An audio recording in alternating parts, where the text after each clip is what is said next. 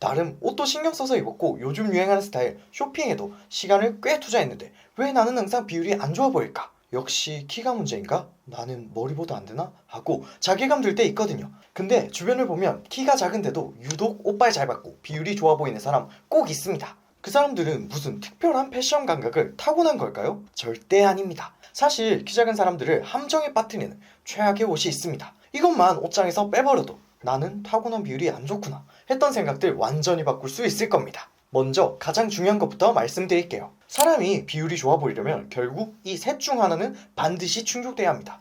어깨가 넓어 보이거나 머리가 작아 보이거나 다리가 길어 보여야 돼요. 이 중 하나라도 살아있으면 키가 작아도 전체적인 비율이 좋아 보입니다. 반대로 이 세 가지를 전부 망치는 옷을 입는 순간 작은 키는 더 작아 보일 수밖에 없는 거죠. 오늘 말씀드릴 옷들은 전부 이 원리를 정면으로 거스르는 옷들입니다. 키 작은 분들이 가장 많이 실패하는 바지입니다. 요즘은 딱 붙는 스키니 바지를 입는 사람은 거의 없을 텐데요. 그렇지만 마찬가지로 미디는 짧고 허벅지부터 발목까지 라인을 보여주는 슬림핏 팬츠. 이 바지를 입는 순간 다리가 어디서부터 시작해서 어디서 끝나는지 너무 정확하게 드러납니다. 사람들은 다리 길이를 실제 길이로 판단하는 게 아니거든요. 눈으로 보이는 대로 평가하죠.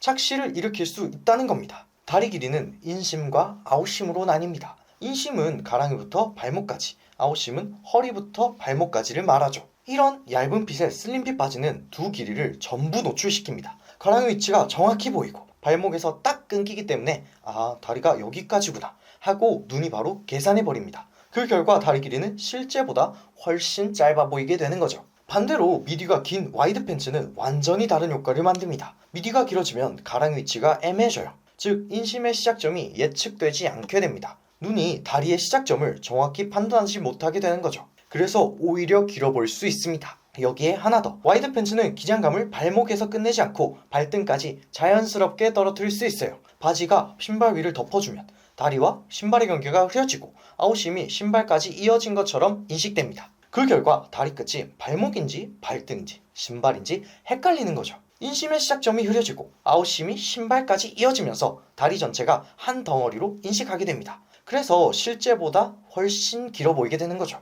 미디가 긴 와이드 팬츠, 신발을 덮는 기장감은 키 작은 남자에게 필수라고 할 수 있는 거죠. 잠깐 이야기했던 신발 이야기를 이어서 해보겠습니다. 바지를 잘 골라놓고도 신발 때문에 다 망치는 경우가 많거든요. 대표적인 게 뭐냐면 혀가 길고 발목에서 존재감이 큰 운동화, 이런 것들. 이런 신발은 시선이 발목에서 딱 멈추게 만듭니다. 여기가 다리의 끝지점이라고 친절하게 알려주는 셈이죠. 아무리 바지가 좋아도 발목에서 시선이 끊어지면 다리는 짧아 보일 수밖에 없습니다. 그럼 어떤 신발을 신어야 하냐? 첫 번째 대안은 첼시 부츠처럼 바지 안으로 자연스럽게 들어가는 형태의 신발. 그러니까 발목 경계를 지워버리는 거죠. 바지에서 신발까지 라인이 자연스럽게 이어지기 때문에 다리의 끝지점이 흐려지고 길어 보이게 됩니다. 두 번째는 발목 높이가 낮은 로퍼나 반화류의 신발들. 이런 신발들이 존재감이 과하지 않고 발목을 강조하지 않아서 다리의 시작과 끝에 대한 인식이 부드러워지는 거죠. 이렇게 신발혀가 올라온 것과 비교하면 다리 길이가 비교적 길어 보이게 됩니다. 다음은 기장이 애매하게 긴 아우터.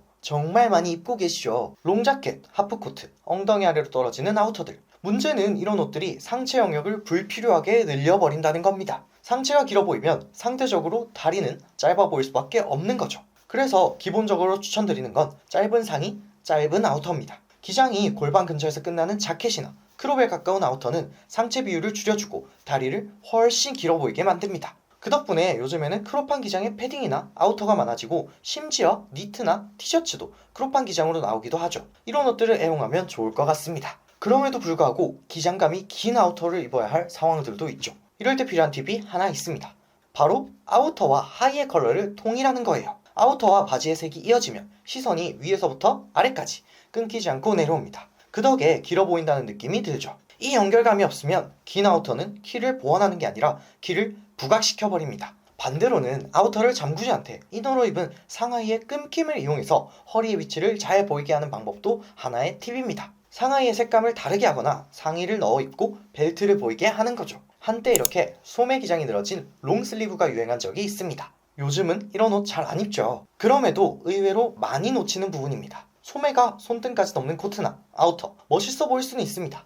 자칫 잘못하면 저처럼 키가 작은 사람한테는 아빠 옷을 훔쳐 입고 나온 듯한 느낌을 연출하죠. 더욱 왜소해 보임은 물론 다리는 더 짧아 보입니다. 소매 기장은 손목뼈에서 딱 떨어지는 게 가장 좋습니다. 이건 사실 수선으로 해결해야 돼요. 키 작은 연예인들이 괜히 맞춤으로 옷을 입는 게 아닙니다. 수선비 아깝다고 원래 이런 핏이다 라고 넘기면 적어도 5cm는 손해보고 사는 겁니다. 상의를 바지에 너입하는 건 옛날부터 많이 알려진 팁인데요. 상체보다 하체의 비중을 길게 가져가니까요. 다만 두꺼운 니트는 굉장히 까다롭습니다. 비율을 살리려면 이것도 너입해야 되는데 두꺼우면 허리 부분이 부해지고 라인이 어색해지거든요.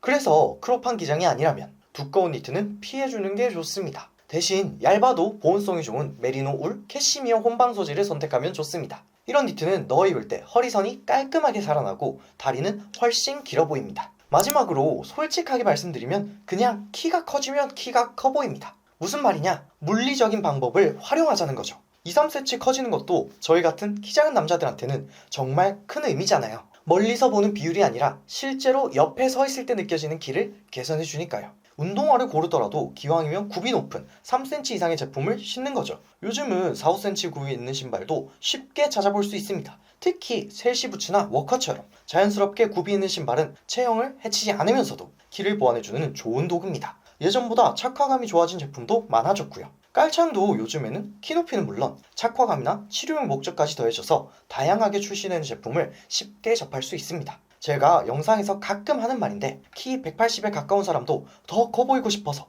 굽이 있는 신발, 깔창을 활용합니다.